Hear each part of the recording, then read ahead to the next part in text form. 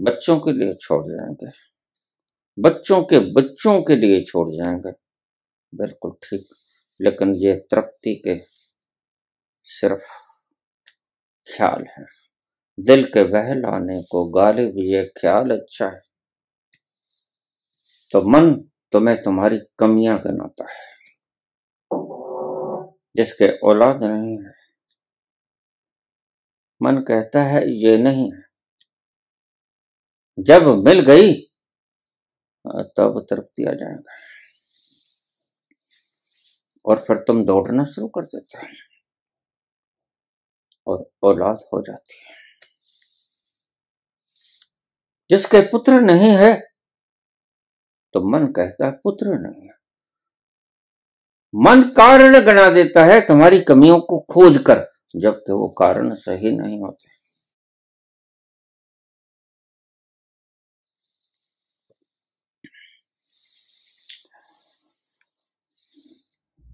स्वामी आनंद कैलाश।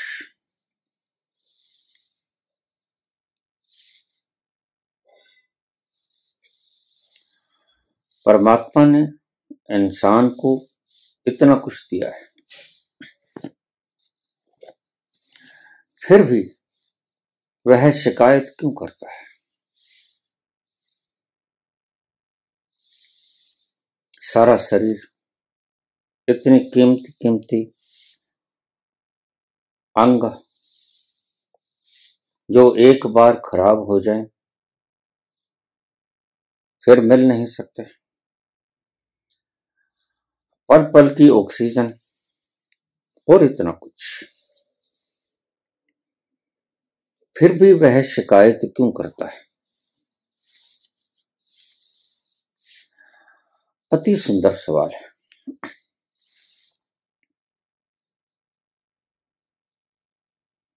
व्यक्ति शिकायत क्यों करता है?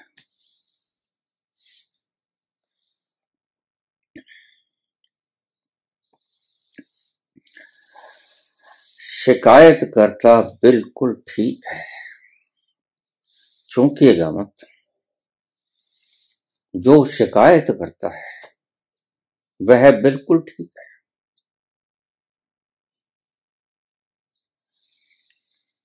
अब कहोगे ये तो किसी धर्मशास्त्र में लिखा नहीं।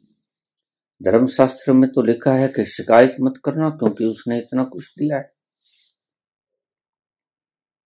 हाँ, मैं कहता हूं शिकायत करता बिल्कुल ठीक है।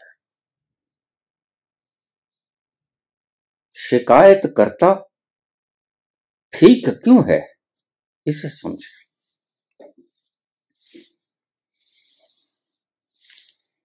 मैं अपने पिताजी का श्राद्ध किया करता था। भला श्राद्ध करूं भी क्यों ना?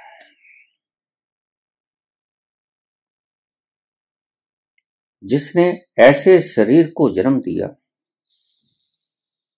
जिसने चरम लक्ष्य तक पहुंचाया, वह श्रद्धा का पात्र है।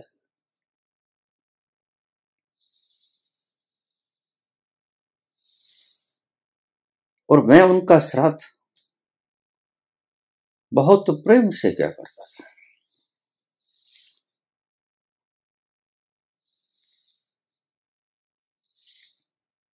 अच्छा अच्छा खाना बनाना, सब बढ़िया, देसी घृत में अच्छी अच्छी सब्जी। और एक पंडित जी आते हैं श्राद्ध जीमने के लिए। मैं उन्हें श्रद्धा अनुसार सब द्रव्य सामग्री देता और बाद में उन्हें एक पान देता और पान के बाद एक बंडल बीड़ी का और माचिस।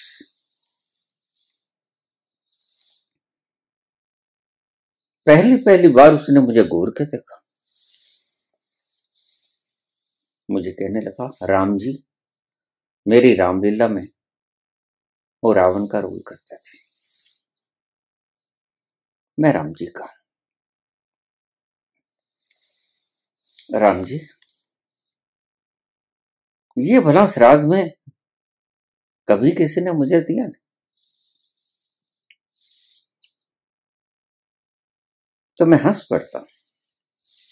मैं कहता, देखिए, ये श्राद्ध श्रद्धा के लिए है। उनकी प्रत्येक खान पान की वस्तुएं आपको खिलाई गई जो उन्हें पसंद।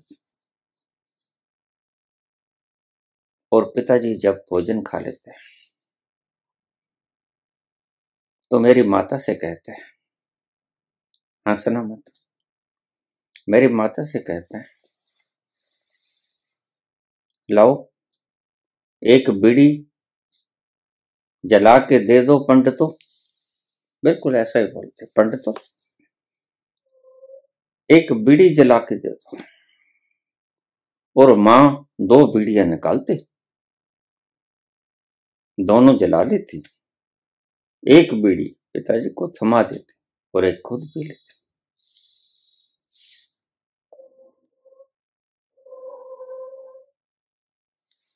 वो दृश्य मुझे याद मेरे मनुष्य पटल में रह गया। और अगर उन्हें बीड़ी ना मिलती तो उन्हें डकार नहीं आती। अब इसका कोई संबंध रहा होगा।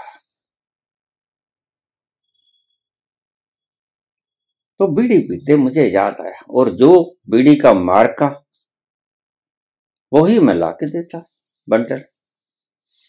और कभी कभी पान भी खा लेते, मीठा गुलकंद वाला। तो श्राद्ध का मतलब यही है, जो जो वस्तुएं जिसके निमित्त तुम श्राद्ध कर रहे हो वो वस्तुएं उस सामने वाले पात्र को दे देना।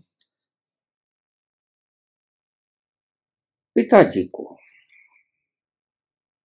प्रक्षेपित करके, जैसे ये मेरे पिता है।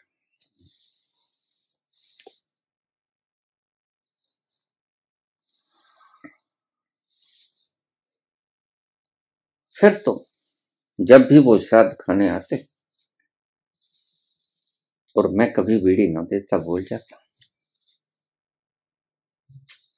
तो सारा साल उलाहना देते। वहां श्राद्ध खाने के बाद बैठ के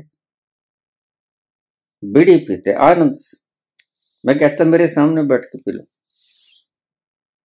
मुझे वो दृश्य याद आ जाएगा और उससे बड़ा सुकून मिलेगा।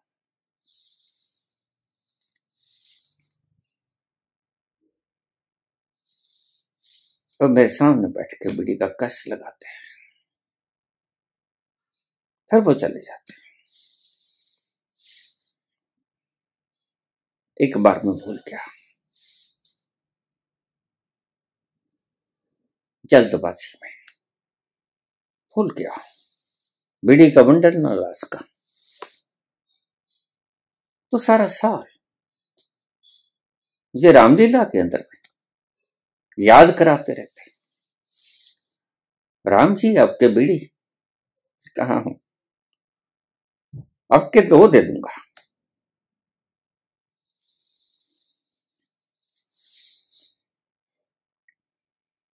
परमात्मा ने तुम्हें सब कुछ दिया, निश्चित दिया। मैं मुंकर नहीं, लेकिन तुम्हें जो चाहिए, अब इस बात को ध्यान से समझ लेना,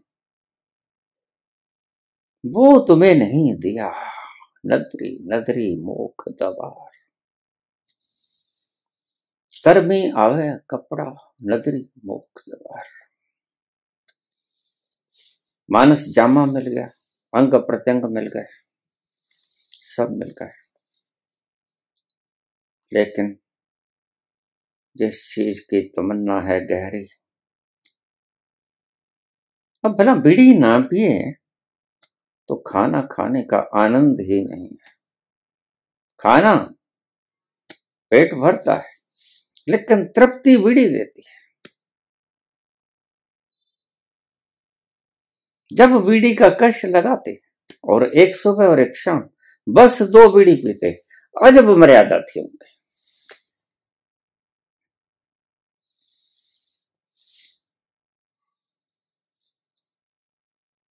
आपको जो आपको आनंद देती है, जो आपको तृप्त करती है,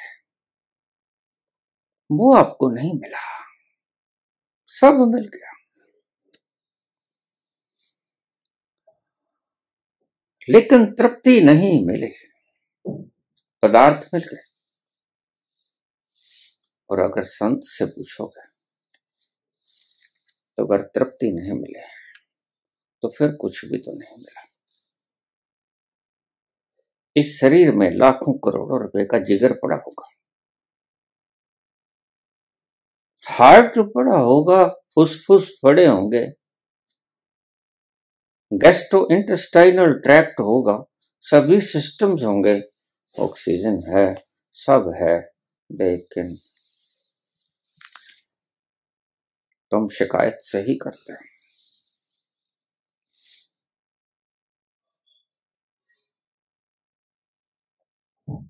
लोग तुम्हें कहते हैं तुम्हें परमात्मा ने सब कुछ तो दे दिया, अब और क्या चाहिए, लेकिन ये सब कुछ तुम्हारा कहाँ है? ये फेफड़े, ये जिगर, ये इंटेस्टाइनल ट्रैक्ट, ये पैंक्रियास, ये रिप्रोडक्टिव सिस्टम, ये सारे तामझाम तुम हो।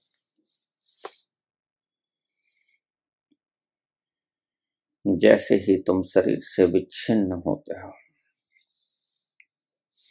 इसे फूक देना पड़ता है।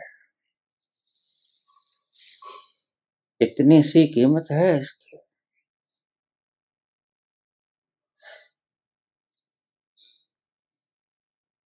और तुम कहते हो परमात्मा ने तुम्हें सब कुछ दिया, बिल्कुल दिया, लेकिन वो तो नहीं दिया जो तुम्हारी आवश्यकता जन्मों जन्मों से है। और बाबा कहते हैं ये तो उसे मिलता है जिसके ऊपर उसकी कृपा हो जाती है। नदरी मुख द्वार, और कृपा से ही वो आनंद छलकता है जिसकी तुम्हें आवश्यकता है, जिसकी तलाश है जन्मों जन्मों से।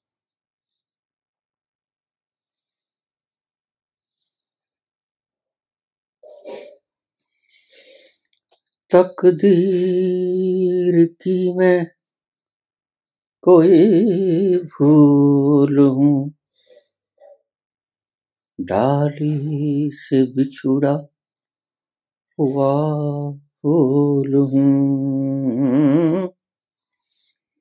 तकदीर की मैं कोई भूल हूँ, डाली से बिछुड़ा हुआ फूल हूँ। साथ तेरा नहीं,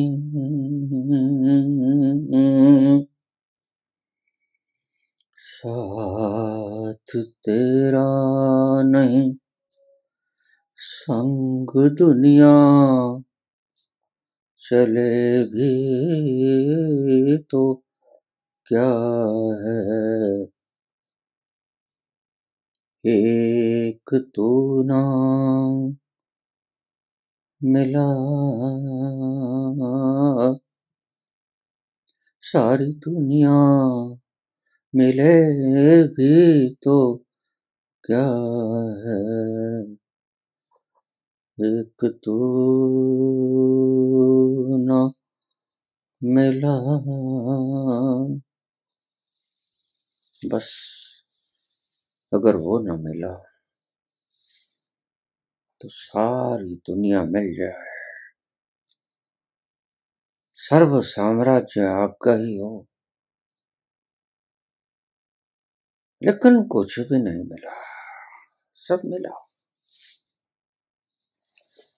तुम कहते हो कि परमात्मा ने इतना कुछ दिया, फिर भी व्यक्ति एहसान फरामोश क्यों हो जाता है? ठीक है, लेकिन ठीक हो नहीं। ठीक वह व्यक्ति है जो शिकायत करता है, उसकी शिकायत सही है।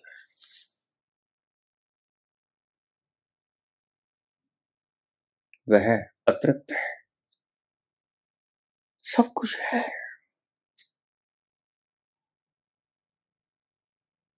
भोजन भी है, लेकिन अगर भोजन तृप्ति न दे तो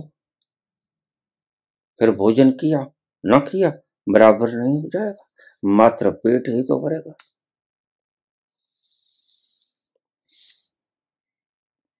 जलती गर्मी के भीतर रेगिस्तान और तुम्हारा कंठ प्यासा है,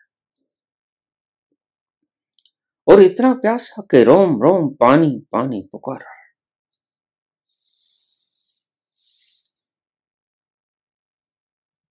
तो जरा सोचिए, अगर कोई तुम्हें गरम गरम पानी दे दे कि चलो पी लो, तुम पी लोगे? प्यास बुझ जाएगी, डिहाइड्रेशन ना हो सकेगी, लेकिन कंठ शीतल नहीं होगा। और अगर कंठ शीतल नहीं, तब तो आग रेगिस्तान के नीचे से रेत जलता है, ऊपर से सूरज चरम के ऊपर, दोपहर का बेला, गर्म लोएं, और शरीर मांगता है पानी, और पानी तुम्हें मिल भी जाता है।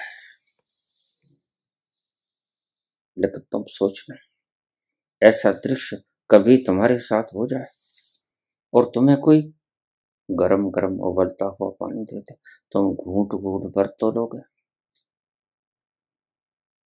लेकिन प्यास नहीं बुझेगी, शीतलता का आवाज कंठ नहीं कर सकते। तुम भोजन करते हो, स्वादिष्ट नहीं होता, बस किसी तरह पेट में करा देते हो, भूख मर जाती है, तृप्ति नहीं मिलती। और भोजन दो कारणों से किया जाता है, एक भूख मिटाने के लिए और दूसरा तृप्त करने के लिए।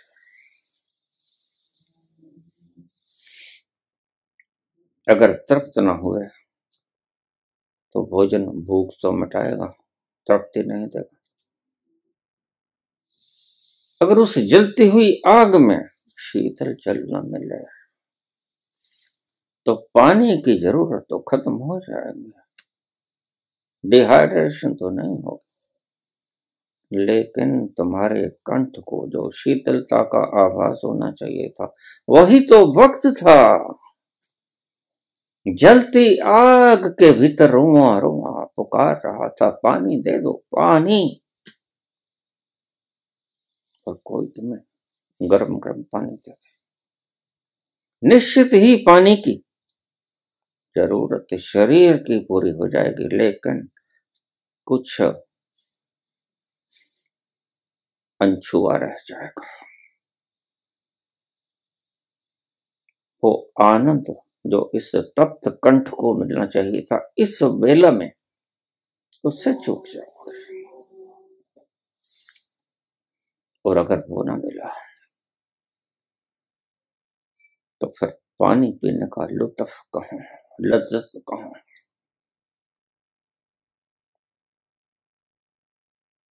तो ठीक कहते थे वो ब्राह्मण कि लज्जत है बीड़ी।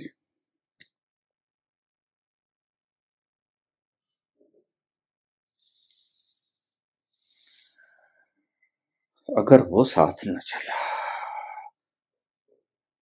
साथ तेरा नहीं,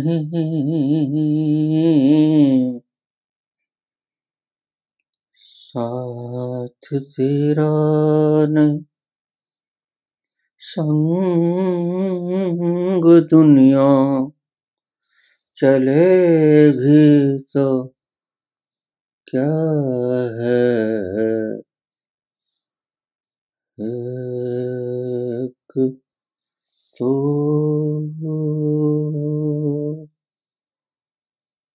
ना मिला वह ना मिला। तुम कहोगे एहसान फरामोश है ये व्यक्ति, ईश्वर ने सब कुछ दे दिया है, फिर भी यह शिकायत करता है। बिल्कुल ठीक शिकायत करता है। शायद तुम्हारे गुरु ये बात नहीं कहेंगे, तुम्हारे शास्त्र ये बात नहीं कहेंगे, कहेंगे शिकायत मत करो, ठीक कहेंगे। लेकिन जब तृप्ति नहीं मिलेगी तो शिकायत उठेगी। और शीतलता का आभास हो जल का, हो तृप्ति का आभास हो भोजन का।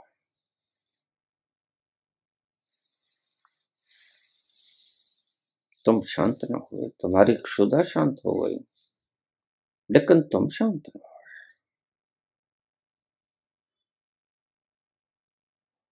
और दो चीजों से भोजन होता है, मैंने कहा, एक भूख को मिटाने के लिए, एक तृप्ति देने के लिए।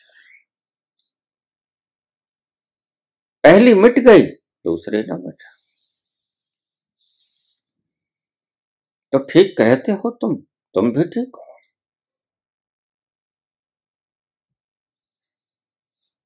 दाते मैनू सब कुछ देता है, क्यों ना शुक्र मनाऊं।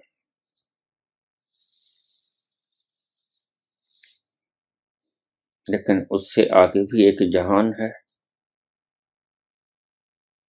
मात्र पेट भरना ही काफी नहीं है। उससे आगे एक तृप्ति का जहान है, जो अनछुआ रह जाता है। और उसके बिना तो संग दुनिया चले भी तो क्या है।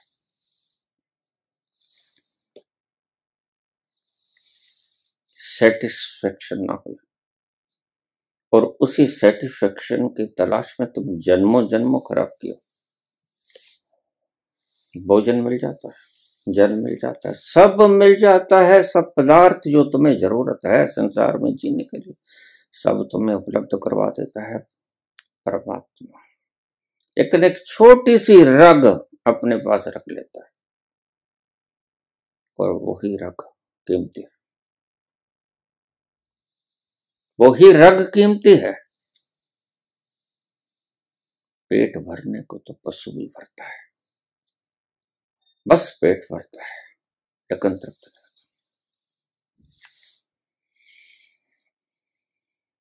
पशु को कैसा भी डाल दो, उसे भूख लगी है, उसने उदर पूर्ति करनी है, उसने पेट भरना है। तृप्ति का उसे कोई सवाल नहीं, तृप्ति का उसे कोई पता ही नहीं। कहां देखता है साथ, कहां चंकी चाट मसाला देखता है नहीं। लेकिन मनुष्य की चेतना कितनी उजागर हो चुकी है, कितनी उत्थान को छू चुकी है, तो मनुष्य की चेतना उदर पूर्ति के साथ साथ तृप्ति भी चाहती। और अगर तृप्ति नहीं तो फिर भीतर से उलाहना तो आता ही आता है। तुम छुपा लोगे, सुप्रेस कर लोगे, दबा लोगे,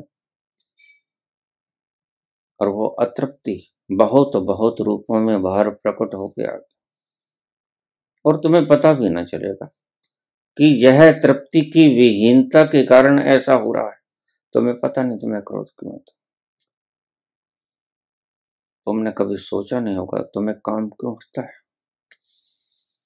कुछ है जो तृप्त नहीं, और उस तृप्ति का अभाव तुम काम के जरिए, क्रोध के जरिए, लोभ के जरिए इकट्ठा कर लो, परिग्रह कर लो। ऐसे ही तुम परिग्रह नहीं कर रहे। इसलिए मैं कहता हूं ये जितने यम नियम आसन प्राणायाम प्रत्याहार धारणा ध्यान समाधि ये लेके तो तृप्ति तक ही जाते हैं, और अगर तृप्ति मिल जाए तो फिर ये सारे व्यर्थ हो जाते हैं, इनका कोई मूल्य नहीं रहता। कृष्ण को तृप्ति मिल गई,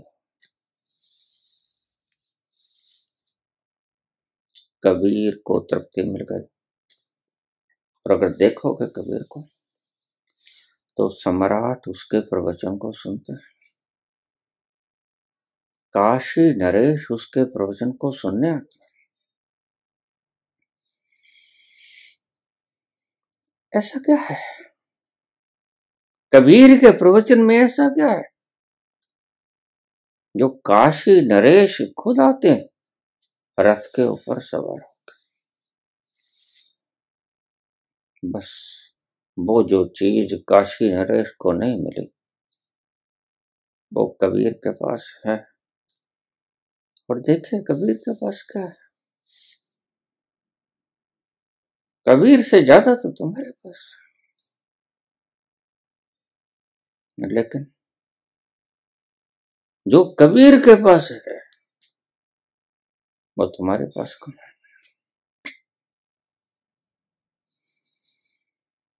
कहत कबीर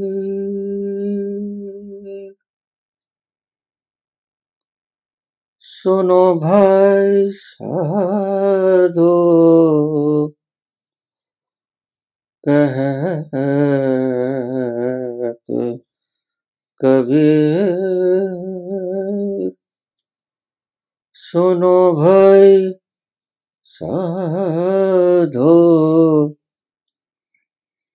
साहेब मिलहि सबूरी में मनड़ो, लाग्यो मेरो राम, लाग्यो मेरो राम, फकीर में फकीर में मनड़ो, लाग्यो मेरो राम। अगर सबूरी आ जाए तो फिर कहां भटकते हैं कबीर? पदार्थ नहीं है कबीर के पास, मानो अतुल संपदा नहीं जिसे तुम कहते हो, कोई सिंहासन पदवी नहीं है, कुछ नहीं है जिसे तुम ढूंढते फिरते हो और इकट्ठा करते हो, और बुद्धों के लिए वो व्यर्थ हो जाता है। ऐसे ही बुद्ध छोड़कर नहीं चले जाते, ऐसे ही जनक अष्टावक्र के चरण नहीं छूते। कुछ रह गया है, अन मिला अन छुआ अन पाया, सब होते हुए लगता है जैसे कुछ नहीं मिला, और आत्मा तड़पती है। सबके रहते लगता है ऐसे कोई नहीं है मेरा,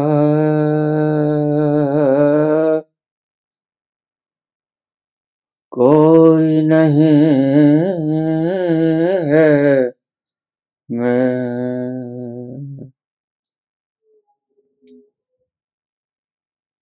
सूरज को छूने निकला था, आया हाथ अंधेरा,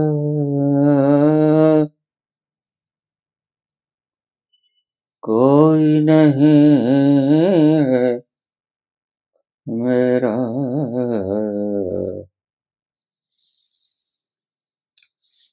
कोई नहीं है मेरा, कोई नहीं है मेरा। क्या है जो अनछुआ रह जाता है? सब दिया और बेशकीमती दिया। बाजार में इस जिगर को खरीदने जाओगे, नॉट अवेलेबल। बाजार में इस दिल को खरीदने जाओगे, नॉट अवेलेबल। इस पेंक्रियास को, इस स्प्लीन को, इन किडनीज को, इन फेफड़ों को खरीदने जाओगे, नॉट अवेलेबल।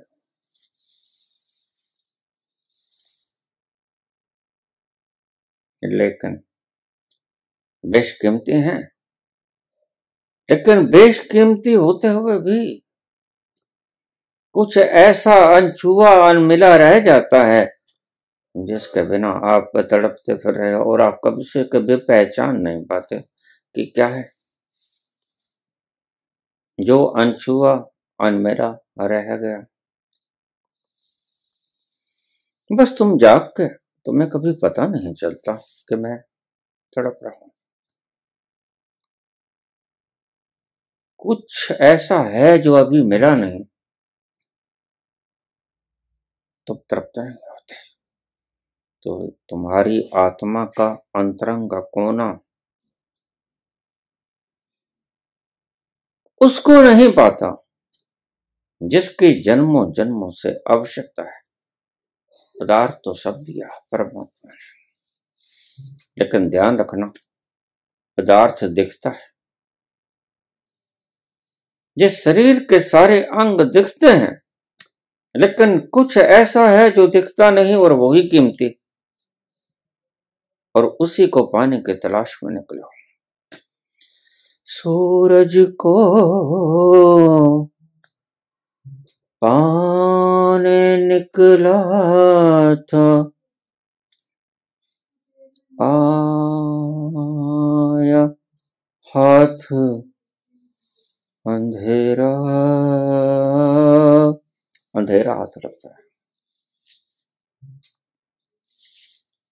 सोचा था, मन ने भी कहा था, दुनिया भी कह रही थी, सब दौड़ रहे थे, मैराथन की लंबी दौड़ लग रही थी जिसको पाने के लिए, और वो हमने पा लिया और फिर भी अतृप्त बने रहे। तुम तृप्त होते हो अपने से छोटे को देखकर, और दुनिया भी तुम्हें कहती है, तुम्हारे मार्गदर्शक भी तुम्हें कहते हैं कि जीना अपने से छोटों को देखकर जीना। मालिक मैनू सब कुछ दिता, क्यों ना शुक्र मनाऊं। लेकिन तुम तृप्त तब होते हो जब अपने से छोटे को देख लेते हो। मैं कहता हूं ऐसा मत करो। ये तृप्ति थोपी हुई तृप्ति है।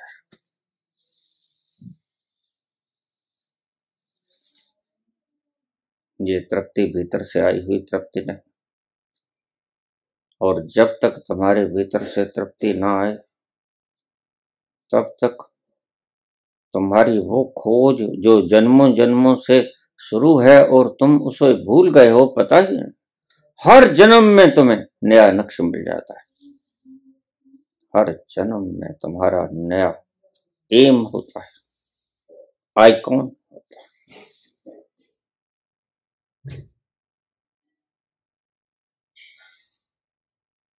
उसको छू नहीं पाते, जिसको छूने चले थे और बहुत से जन्मों से तुम छूने का प्रयास कर रहे हो, भूल जाते हो, याद नहीं आता।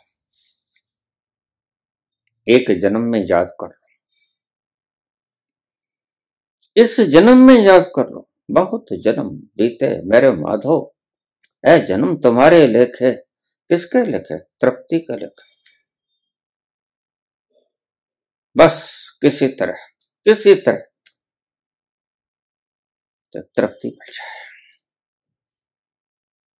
और जब तक वो नहीं मिलेगी ध्यान रख लेना, तुम तलाश में ही तृप्ति के हो, सबूरी की तलाश में हो। तुम इतने जन्मों से नाम दे दिए हैं तुम्हें, और उन नामों का आगे तुमने साकार कर लिया है, लेकिन उन नामों से तुम्हें कुछ मिलता नहीं।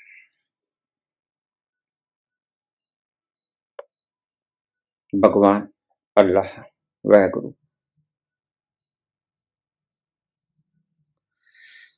गॉड, सब मिल जाता है। तुम जप भी लेते हो, सारे प्रयास कर लेते हो, लेकिन एक वो चीज जिससे सब शांत हो जाएगा, एक साध है, सब सद है। वो क्या है? वो एक है सबूरी। और कबीर के सबूरी आ जाती है। परमात्मा की बड़ी से बड़ी अलौकिक अगर दात है तो सबूरी है। और तुम्हारे पास कितना ही कुछ बाहर है, सबूरी नहीं है तो बिल्कुल वही है जैसे रस न हो, गूदा ही गूदा हो, फलूदा ही फलूदा हो, रस न हो, रूखा सूखा हो।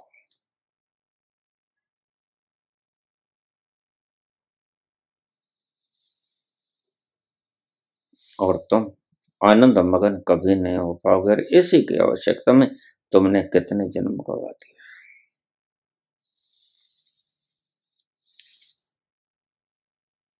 अगर तुम्हारे भीतर से शिकायत उठती है तो एक बात को याद रखना, इस शिकायत को वापस मत ले लेना। ये शिकायत बड़ी कीमती है, ये शिकायत बड़ी कीमती है। ये तुम्हें उस चीज की याद कराती है जो कई जीवनों से तुम भूले भूले करते हो। और गुरजेफ कहता है सेल्फ रिमेम्बरिंग, तो इशारा तृप्ति की तरफ ही करता है।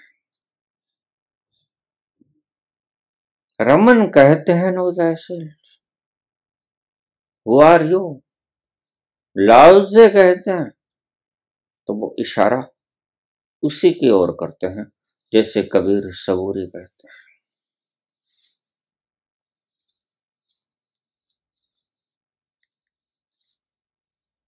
और ध्यान रखना, तो मारे मारे फिरते हो सब चीजों के,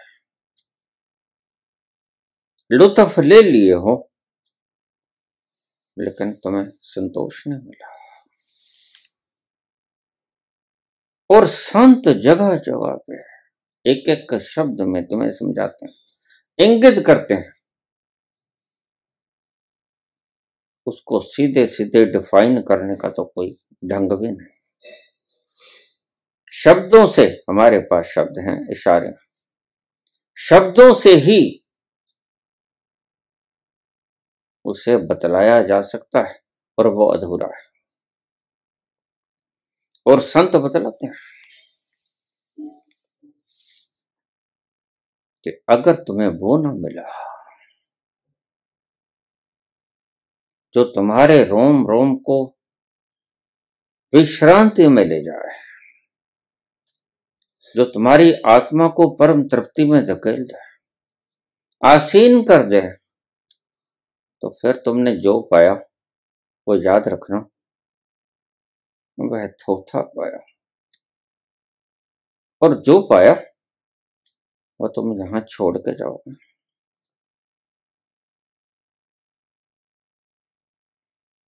स्वप्न तुम कुछ भी सजा लो, बच्चों के लिए छोड़ जाएंगे, बच्चों के लिए छोड़ जाएंगे। बिल्कुल ठीक। लेकिन ये तृप्ति के सिर्फ ख्याल है, दिल के बहलाने को गालिब ये ख्याल अच्छा है। मन बड़ा धोखेबाज है, जो चीज नहीं है मन उसी का बहाना बना लेता है। मन कहता है वो सामने वाला तो तृप्त है, देखो खुश है, देखो कैसे ठहाके लगा रहा है, देखो कैसे कैसे सूट डाल रखा है, दिन में 4 बार सूट बदलता है, वह तृप्त है, तो तू भी इकट्ठे कर ले। बस दौड़ शुरू हो गया। मन तुम्हारी कमियों को खोजता है। मन बड़ा होशियार है।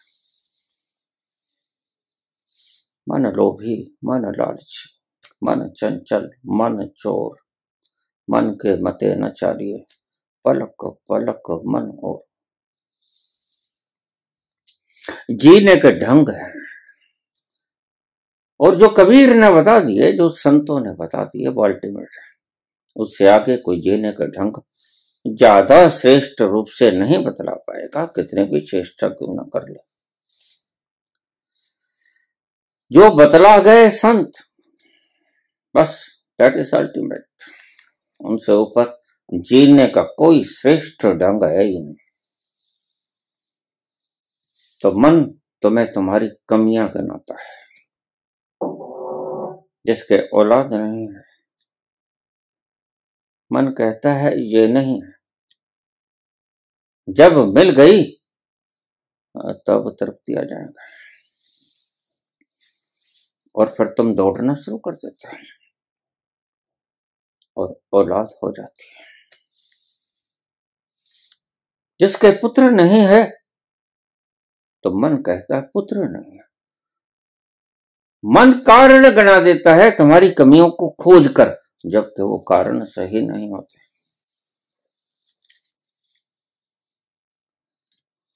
जिनके नहीं होता वो भी तृप्त होते हैं, लेकिन तृप्ति बाहरी किसी विषयों के ऊपर आश्रित नहीं होती।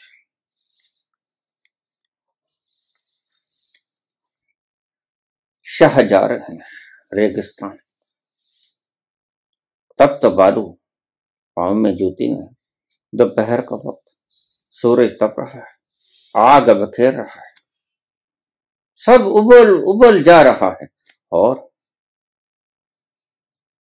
जो गर्म लू में शरीर के आर पार निकल जाती है, पसीना है कि चू रहा है शरीर से, और पांव जलते हैं, आग लगती है पांव को। बालू का एक निचर, वह गर्म भी बहुत जल्दी हो जाता है, और वह ठंडा भी बहुत जल्दी हो जाता है। रेगिस्तान के बालू का यह एक गुण है, स्वाभाविक। तो नंगे पांव शाह जा रहे, पांव में फफोला पड़ गया।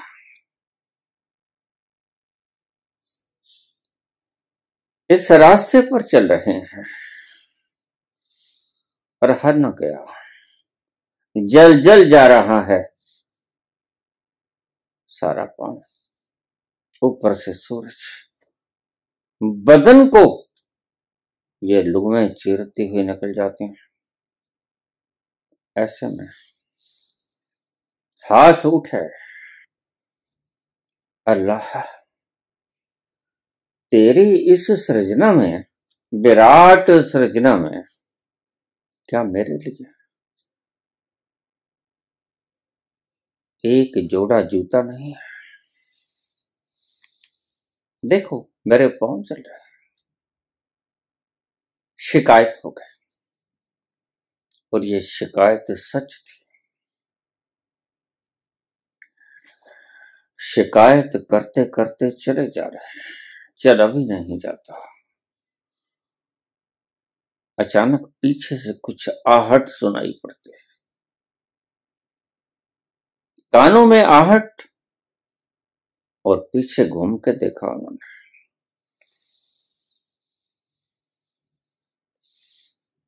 तो एक व्यक्ति पीठ के बल रेंगता हुआ उस गर्म बालू पर आ रहा है। उसके पांव पोलियोग्रस्त, चल नहीं सकता, उठ नहीं सकता, तो पीठ के बल घिसटता हुआ आ रहा है। देखा, आंखें फटी रह गई। तत्काल हाथ उठे, बोला, अल्लाह, हे परवरदिगार, मुझे माफ कर दे, शिकायत हो गई, और नाजायज शिकायत हो गई। मैं जूतियों को रो रहा हूं, तूने इसको पांव ही नहीं दिया है।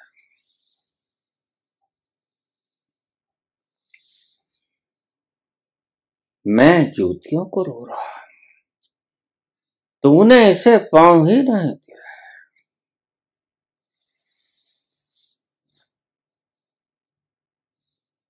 और शांत हो गए। लेकिन ये शांत, मैं कहता हूं, ये असली नहीं।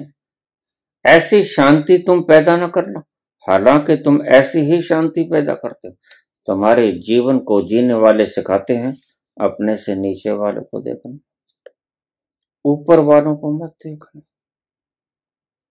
मैं कहता हूं ऊपर वालों को देखना, ना नीचे वालों को देखना।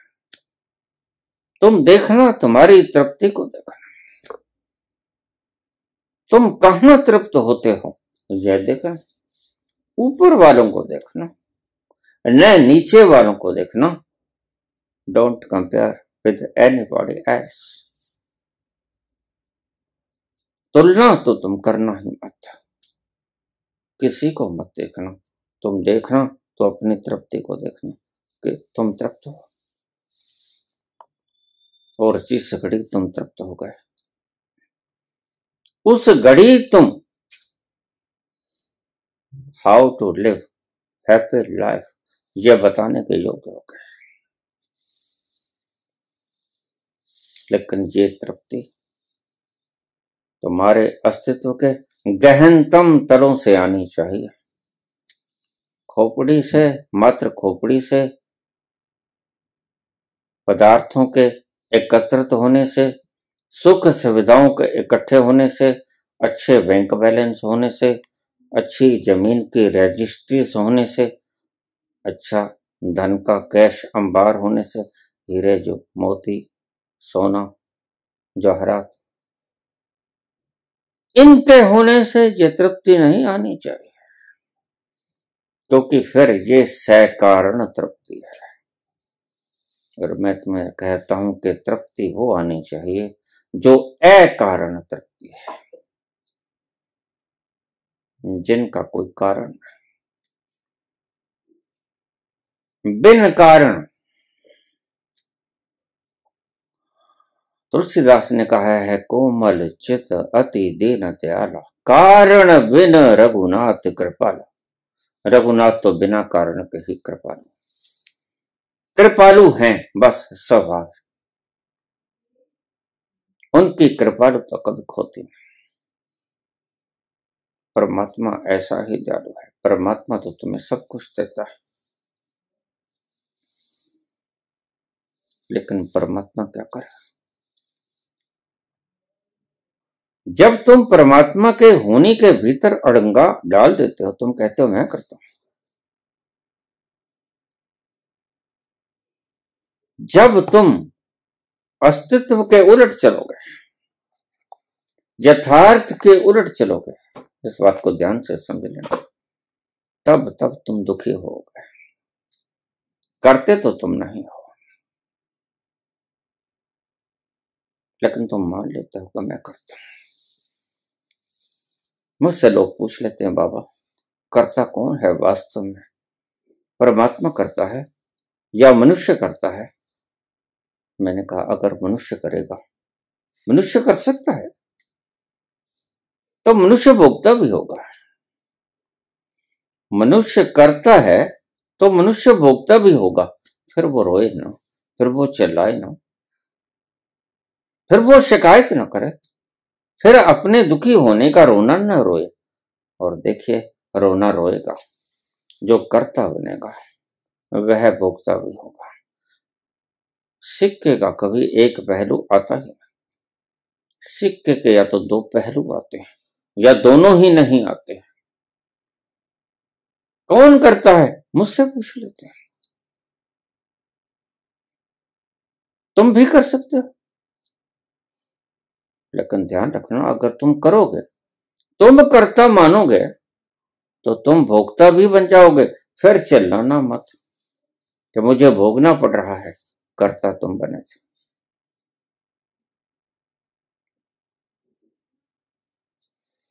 और लव से कहते हैं जो कुछ करता वो ही करता है, मैं कुछ नहीं करता। जो कुछ करता है वह करता है और वह भले के लिए करता है।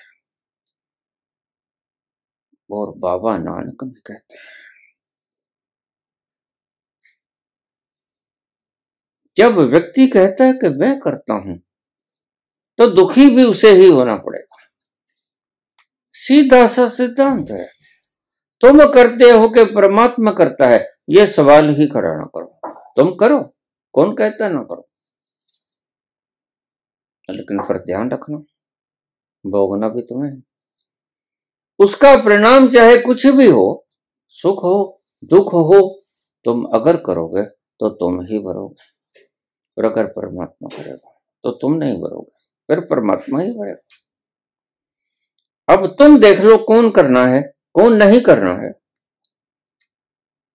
ये तुम्हारी चॉइस। बड़ा सुंदर जीने का ढंग सिखाया भगवान कृष्ण ने। एक शब्द में, छोटे से शब्दों में जीने का ढंग सिखा दिया। कर्मण्येवाधिकारस्ते, आधा कर्मण्येवाधिकारस्ते, बस तू सिर्फ कर्म कर, करता न बन।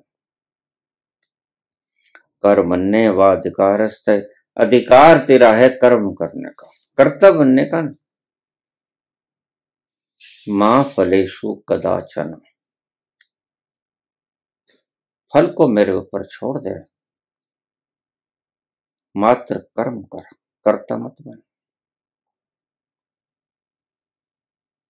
अगर कर्ता बनेगा तो फल मेरे ऊपर कैसे छोड़ेगा? फिर तो तू ही अपने ऊपर फल, फिर तो तू ही अपने जीवन की नैया की पतवार अपने हाथ में ले लिया। जब तुमने कर्ता कर्म करना शुरू कर दिया तो तू कर्ता बन गया, और फिर मैं फल कह दूंगा, फिर तो तुम कर्ता हो गए। तुम इन्हें कर्म और तुम इन्हें फल। ये प्रश्न ही नहीं है, ये प्रश्न व्यर्थ है कि करता है कौन, परमात्मा या तुम बन के देख लो। संत तो यही कहते हैं, एक ओंकार सत्यनाम कर्ता पुरख। संतों ने निचोड़ निकाल लिया, एक्सट्रैक्ट निकाल लिया, रस निकाल लिया। संत तो कहते हैं कि वह करता है, अन्यथा तुम्हारी औकात क्या है?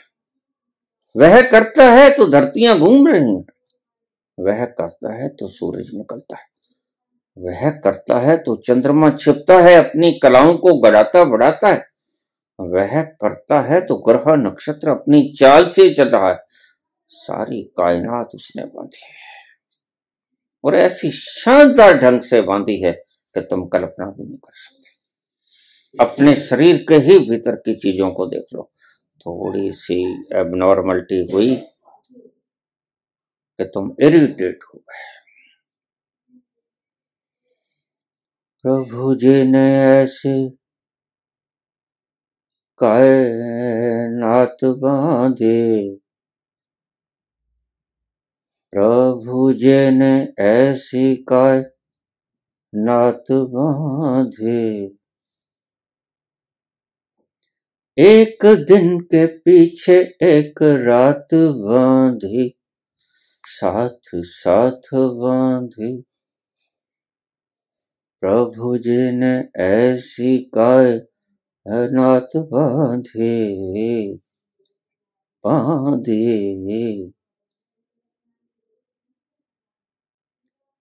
एक दिन के पीछे एक रात बांधे, साथ साथ बांध। कैसी कायनात है, 6 ऋतुआं हैं, एक आती है एक जाती है, सबका लुत्फ तुम्हारे लिए। प्रत्येक प्रकार के पदार्थ स्वादिष्ट, अलग अलग स्वादों से गुण, अलग अलग रसों से युक्त, तुम्हारे लिए क्या नहीं किया, सब किया, लेकिन फिर भी तुम दुखी हो। दुख का कारण है कि इन सभी स्वादों को चखते चखते न जनक संतुष्ट हो पाते हैं और शरण में जाना पड़ता है उस 8 जगह से टेढ़े मेढ़े अष्टवक्र के पास।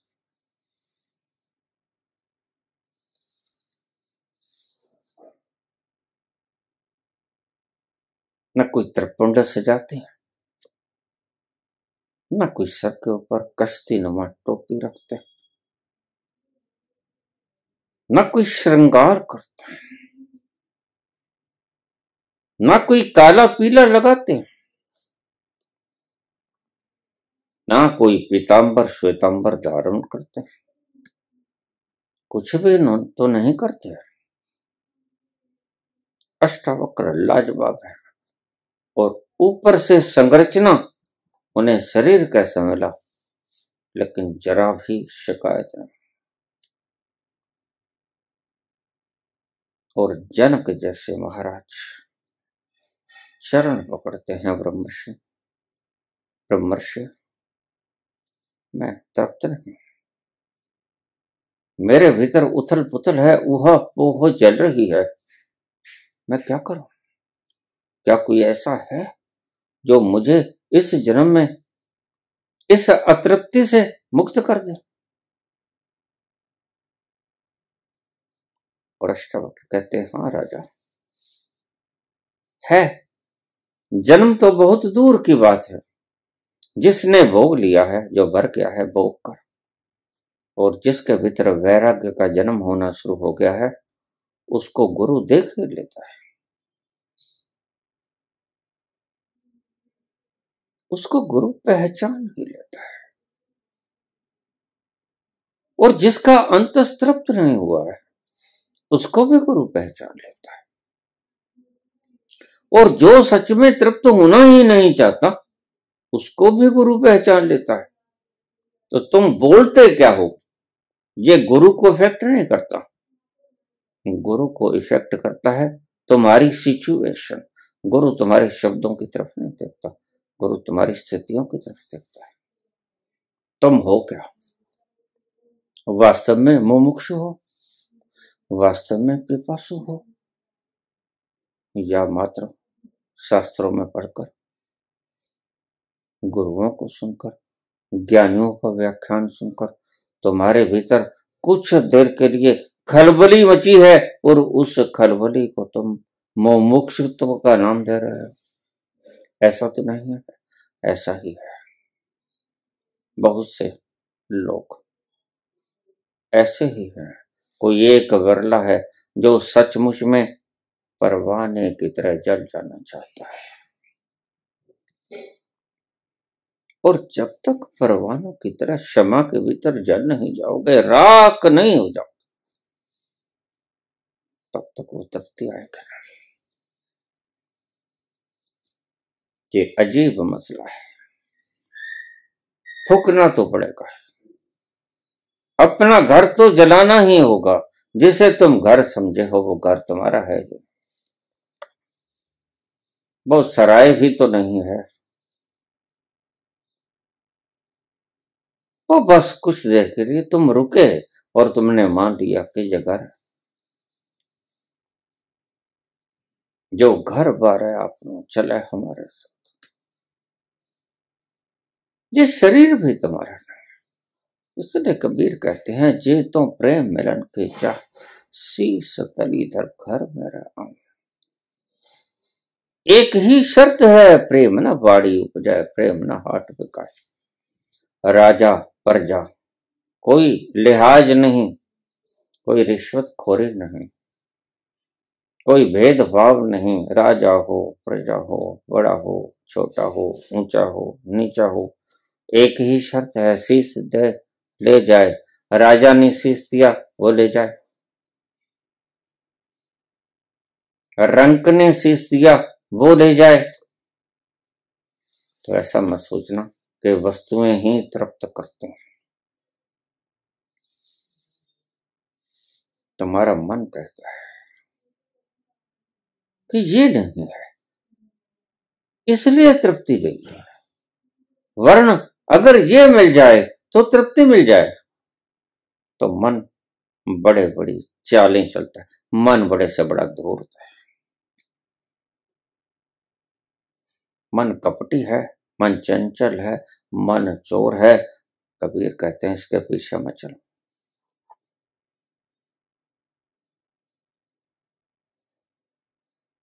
इसको त्याग दो।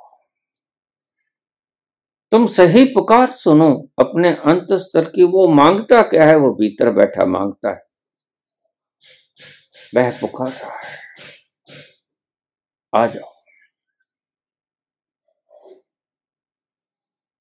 वह तुम्हें आगोश में लेने को तैयार बैठा है।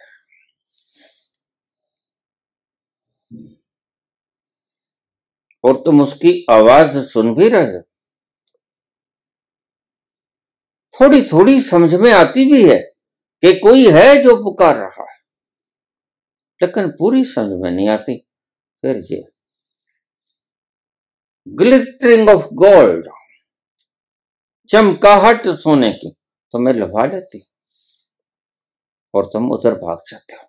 सारी दुनिया भाग रही है, पागल थोड़ी है, पागल है।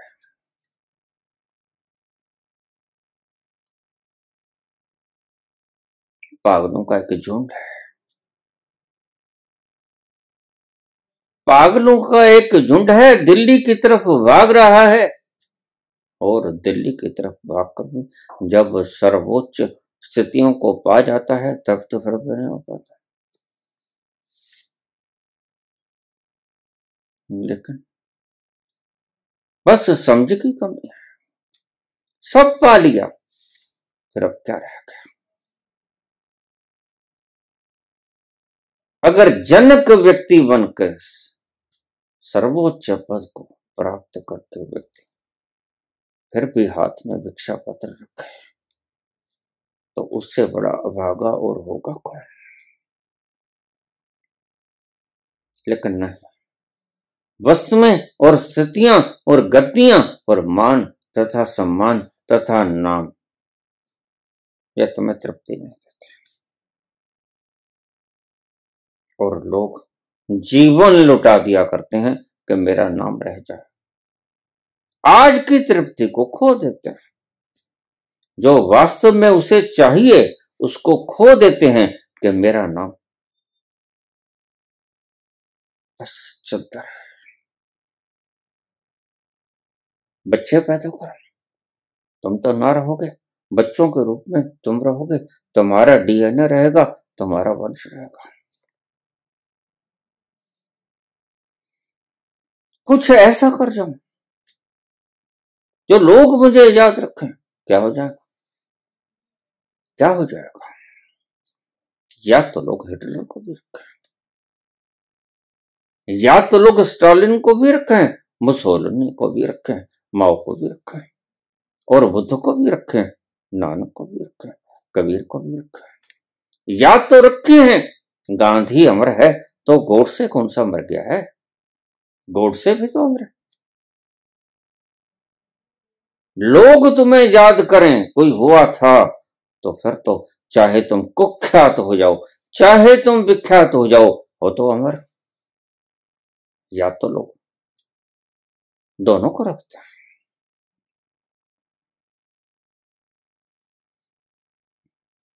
अगर याद पृथ्वीराज चौहान को रखा जाता है तो याद जयचंद को भी रखा जाता है। पृथ्वीराज चौहान के साथ जयचंद भी तो अमर हो गया। लेकिन तुम ऐसी ऐसी चीजों के पीछे जीवन कुर्बान कर देते हो जिनका कोई अर्थ नहीं, जिनके भीतर कोई रस नहीं। यही विडंबना है, यही मूर्खता है, यही मूर्खता है। तुम सच आनंद को, तुम सच जरूरत को त्याग देते हो, उसके प्रवाह नहीं करते। तुम्हारा अंत मांगता क्या है उसकी तुम कभी सोचते हैं? और जिस दिन तुमने देख लिया कि अंत मांगता क्या है, क्यों भटकता फिर रहा हूं, कितने जन्म बीते हैं, तृप्त नहीं हुआ। ये लहरें शांत होने को नहीं है, ये समुद्र उफान से उफान पर चला जाता है और उफान पर चला जाता है। ये क्या हुआ है?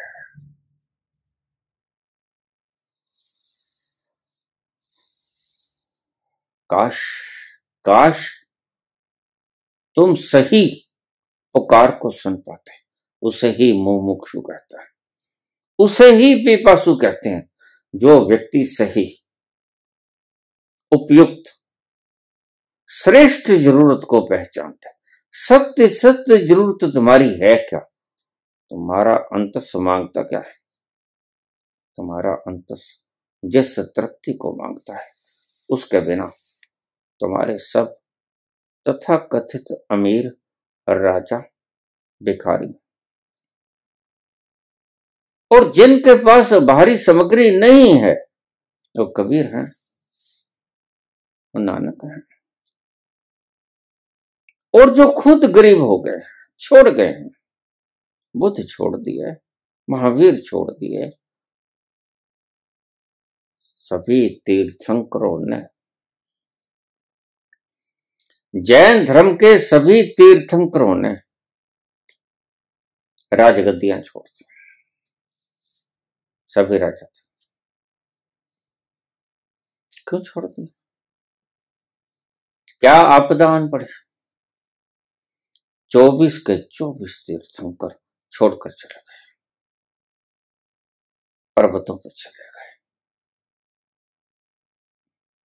ये क्या इंगित करता है? कुछ है जो राजगद्दियों के ऊपर भी बैठकर अनपाया रह जाता है, अनछुआ रह जाता है। 24 के 24 तीर्थंकर जैन धर्म के पर्वतों पर चले गए, वहां पाया जाकर, सब भोग लिया, राज काज मान पाप प्रतिष्ठा, सब जो भी भोगना है, जो भी भोगने को है, सब भोग लिया गया, मिला कुछ नहीं। और ध्यान रखना, या तो कुछ भी नहीं मिलेगा या सब कुछ मिलेगा। ये ऐसा नहीं है कि थोड़ा थोड़ा मिलेगा। या तो तुम बिल्कुल भिखमंगे या तुम एकदम शहंशाह सम्राट। और ये सम्राट थे जनकों की 19 पीढ़ियां सम्राट थे। जनक एक उपाधि है, जो विदेह है, जिसको अपने देह की शुद्ध बुद्ध नहीं रही, उसे जनक का नाम दिया गया था। यह नाम एक उपाधि का नाम है, किसी व्यक्ति विशेष का नाम है। 19 जनक हुए जो विदेह थे, जिनको अपने देह का भान ना रहा। और यह अनिवार्य लक्षण है समय शून्यता और देह का भान शून्यता, ये अनिवार्य लक्षण है अपने उस आनंद के स्रोत तक पहुंचने का। वहां जाकर ऐसा ही कुछ होता है, परम खुमारी तुम्हें घेर रहती है, आनंद के सरोवर से तुम ग्रसित हो जाते हैं। कुछ नहीं सूझता, कुछ नहीं, बस तुम तो उसमें डूब जाते हो और सदा के लिए खो जाते हो। इसलिए अपने से नीचे को देखकर कभी तृप्त मत हो, ये नकली तृप्ति है। असली तृप्ति को खोजना, जन्मों जन्मों से तुम इसी तृप्ति की तलाश में, और असली तृप्ति तुम्हें अपने अंतर से मिलेगा। बाहर देख लो, खोज के देख लो। वो हमारे यहाँ जो आया करते थे दवा बेचने के लिए, सांप की और बिच्छुओं की लड़ जाए तो हरी दवाई लगा लेना, विष नहीं चढ़ेगा। ओ, अगर यकीन ना हो, मेरे पास बिच्छू भी हैं, मेरे पास सांप भी हैं, लड़वा के देख लो। मैं कहता हूं भोग के देख लो। सभी ने भोग के देखा, तुम भी भोग के देख लो, अपना ही अनुभव काम आता है। तो किसी के अनुभव पे मत जाना, शायद तुम्हें कुछ मिल जाए, लेकिन मिलेगा कुत्ते की हड्डी जैसा मिलेगा। सुख मिलता है तुम्हें, लेकिन जैसे कुत्ता हड्डी को चबाता है, हड्डी में तो कुछ नहीं होता, बस जख्म कर देता है तुम्हारे मसूड़ों में, और वो खून टपकता है, और खून बिल्कुल वैसा ही नमकीन होता है जैसा मांस के भीतर का खून नमकीन होता है। और कुत्ता कहता है आह क्या बात है, ये आया ना आनंद, देखो कितना खजाना, मैं तो यहीं रहूंगा। और अक्सर आप हड्डा रोड़ी के कुत्तों को हड्डा रोड़ी से दूर जाते नहीं देखोगे। बस यही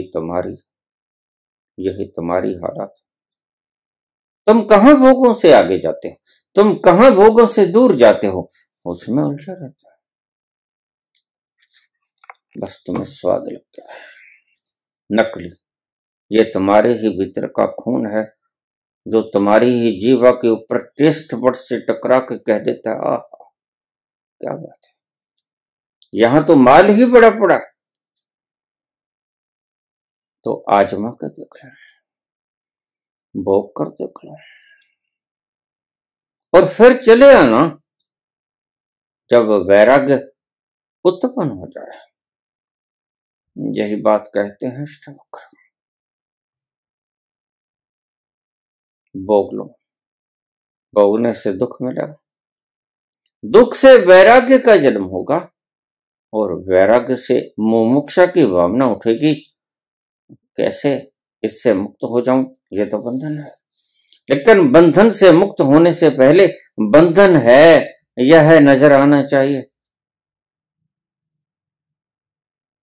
और जब तक तुम्हें नजर नहीं आता कि यह बंधन है, जब तक तुम ये कहते हो ये तो गुलछर्रे हैं, यह तो उड़ा लूं, तो उड़ा लूं, कौन रोकता है। लेकिन जब दिख जाए कि नहीं ये बंधन है, सोने का हो लोहे का हो, बंधन है, इन बेड़ियों को काटना पड़ेगा, और काटना पड़ेगा तभी मैं मुक्त हो पाऊंगा, तभी मेरे हाथ पांव खुल पाएंगे, तभी मैं दौड़ पाऊंगा। अगर ऐसा आभास जब भी हो जाए तब आ जाना इस तरफ, तब तुम्हारा स्वागत होगा। परमात्मा सदा से तुम्हारी इंतजार में बैठा पुकार रहा है, तुम उसकी पुकार सुनते ना। लेकिन तुम जहां खोए हो वहां फिर पूरे ही खो जाना एक बार बार। कभी ऐसा ना हो कि फिर याद आए कि वहां से जो उठ आए वैराग्य का जन्म ना हो। ऐसा मत करना, कच्चे कच्चे अध पके मत गर जाना।